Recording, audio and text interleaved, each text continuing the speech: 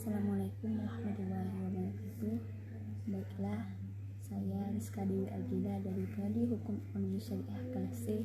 Di sini saya akan mempresentasikan makalah saya yang berjudul Ruang Lingkup Fikih Prioritas dan Ruang Lingkup Fikih Kontekstual. Fikih secara bahasa bermakna pemahaman. Hal ini dipertegas lagi oleh hadis Rasulullah tatkala beliau mendoakan anak pamannya Ibnu Abbas, yaitu Allahumma faqihu fiddin wa'allimhu at-ta'wil. Ya Allah, berikanlah dia pemahaman dalam agama serta ajarkanlah dia akan takwil.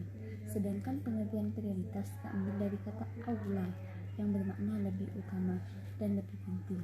Dari sini secara terminologis, fikih prioritas dapatlah dipahami sebagai pemahaman yang komprehensif akan segala hal yang berkenaan dengan hukum, nilai, dan amalan agama serta menempatkannya dalam tingkatan yang adil dan fair dengan mendahulukan yang lebih penting daripada yang penting, yang lebih utama di atas yang utama, yang primer di atas yang sekunder, dan lain sebagainya.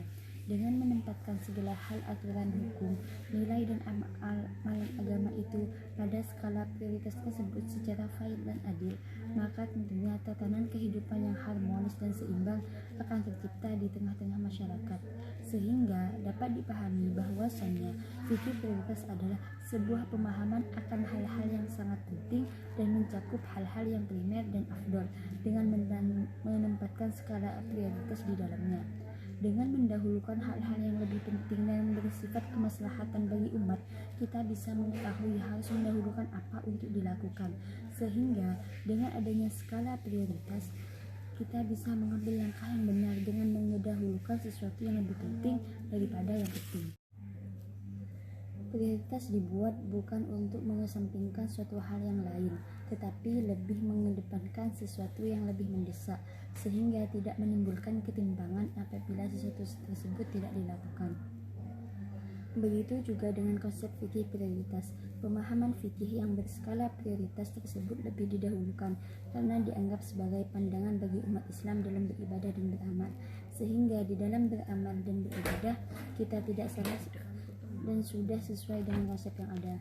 Fikih prioritas memiliki kaitan yang sangat erat dengan analisis fikih yang lain, seperti fikih muwazanat dan fikih maqasid. Secara umum, fikih muwazanat berarti pemahaman komprehensif akan berbagai sisi kemaslahatan dan kemudaratan segala perintah ajaran agama, dengan mengedepankan pertimbangan bahwa mewujudkan kemaslahatan bagi segenap umat manusia mestilah diutamakan. Benang merah yang dapat ditarik dalam menjelaskan korelasi antara fikih prioritas dan fikih muwazanat adalah melalui skema lebih mengutamakan kemaslahatan daripada kemudaratan, maka dapatlah disusun dan dibuat tingkatan prioritas yang lebih penting daripada yang penting dalam beramal secara fair dan proporsional, sebagai halnya fikih maqasid. Sebagaimana pernah ditegaskan Ibnu Qayyim al-Jauziyah dalam Ma'ruf opusnya I'lam al-Muwaqqi'in, bahwasannya hakikat dari penetapan hukum-hukum syariat dalam Islam pada dasarnya agar menjadi rahmat, hikmah dan maslahat seluruhnya bagi manusia serta mewujudkan keadilan, sehingga dapat dipahami hukum syariat yang ada dan berlaku tentu saja tujuannya adalah untuk kemaslahatan umat. Menarik untuk dicermati bahwa fikih prioritas dalam berbagai bidang amal terdapat perbedaan dengan fikih klasik. Fikih klasik sebagai produk ijtihad yang menerjemahkan nilai-nilai universal dari hukum Islam yang terkandung dalam Al-Quran dan Sunnah. Hukum Islam yang termuat dalam kitab-kitab fikih tampak lebih operasional. Istilah fikih dipakai khusus untuk cabang ilmu syariat, yakni membahas tentang hukum-hukum syarak yang berkenaan dengan amaliyah yang diambil dari dalil-dalil yang terinci. Qardawi juga menjelaskan fikih sebagai perangkat yang mengatur peran peradaban umat Islam dengan hukum Islam, sehingga peran peradaban yang dijalankannya sesuai dengan yang dikehendaki oleh Islam dan yang diperintahkannya. Sedangkan fikih prioritas merupakan produk ijtihad tentang prioritas amal dan meletakkan segala sesuatu sesuai skala urutannya secara proporsional, baik itu berupa berbagai bentuk hukum, nilai atau amal. Rujukan utama dalam fikih prioritas langsung dari sumber hukum Islam yaitu Al-Quran dan Sunnah. Kedua sumber tersebut juga merupakan sumber fikih klasik. Yusuf Qardawi dalam salah satu kitabnya secara implisit mengungkapkan betapa diperlukannya fikih prioritas yang termasuk dalam kategori fikih kontemporer dewasa ini. hukum Islam akan mampu menghadapi zaman dan masih relevan untuk diterapkan. Tetapi hal itu tentu saja perlu syarat yang harus dijalankan secara konsekuen untuk merealisasikan tujuan fikih kontemporer. Qaradawi menawarkan konsep ijtihad. Ijtihad perlu dibuka kembali untuk menapaktilasi apa yang dilakukan oleh ulama salaf. Fikih yang kontekstual adalah upaya untuk mendialogkan teks-teks agama dengan dimensi realitas. Kontekstualisasi fikih juga sebagai pemahaman dari hasil pemikiran yang berorientasi pada titik kemaslahatan tanpa harus menabrak sistem hukum yang telah mapan. Proses dialog tersebut menghantarkan pada konstruk pemikiran baru, yakni sebuah pemikiran yang memadukan antara prinsip syariah dengan realitas budaya setempat. Konteks sosial menjadi warna tersendiri dan yang mempengaruhi pola konstruksi pemikiran dalam memproduksi suatu hukum tanpa meninggalkan substansi syariahnya.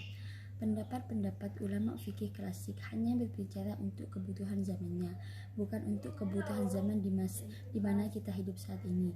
Di antara dilema fikih yang paling serius adalah tatkala berhubungan dengan pembahasan yang melibatkan kalangan di luar komunitasnya, yaitu non-muslim. Pada tataran ini, fikih mengalami kelemahan yang sangat luar biasa.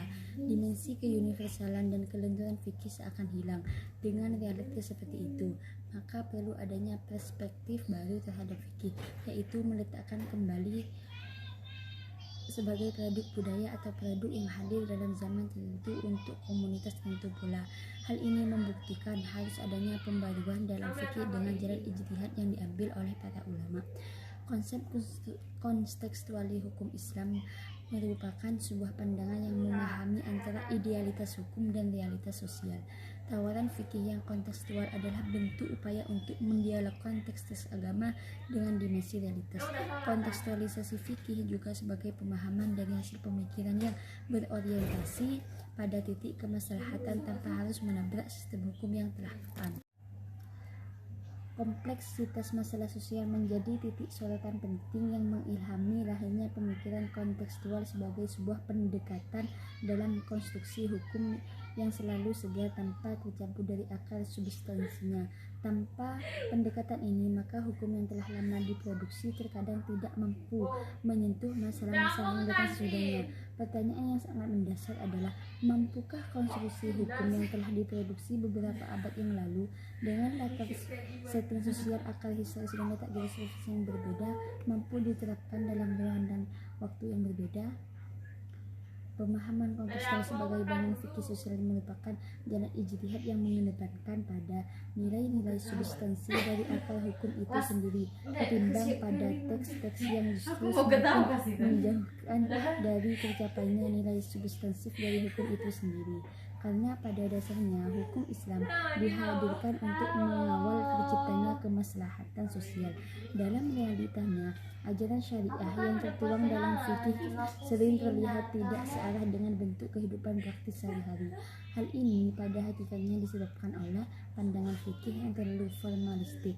Berangkat dari kenyataan inilah pemikiran dan pemahaman yang kontekstual dalam perumusan hukum Islam sebagai suatu keharusan demi terciptanya kemaslahatan umat. Semangat dari ide dan gagasan kontekstualisasi ini adalah memperjuangkan misi kemaslahatan sosial yang terbingkai dalam proses dialog antara hukum Islam dengan konteks sosio-kultural dengan cara pandangnya. Pemikiran semacam itu semakin menunjukkan eksistensinya dengan istilah-istilah berbeda, namun secara substansinya memiliki samaan dan kedekatan yang kental. Mungkin hanya itu yang bisa saya sampaikan, kurang lebihnya mohon maaf. Wassalamualaikum warahmatullahi wabarakatuh.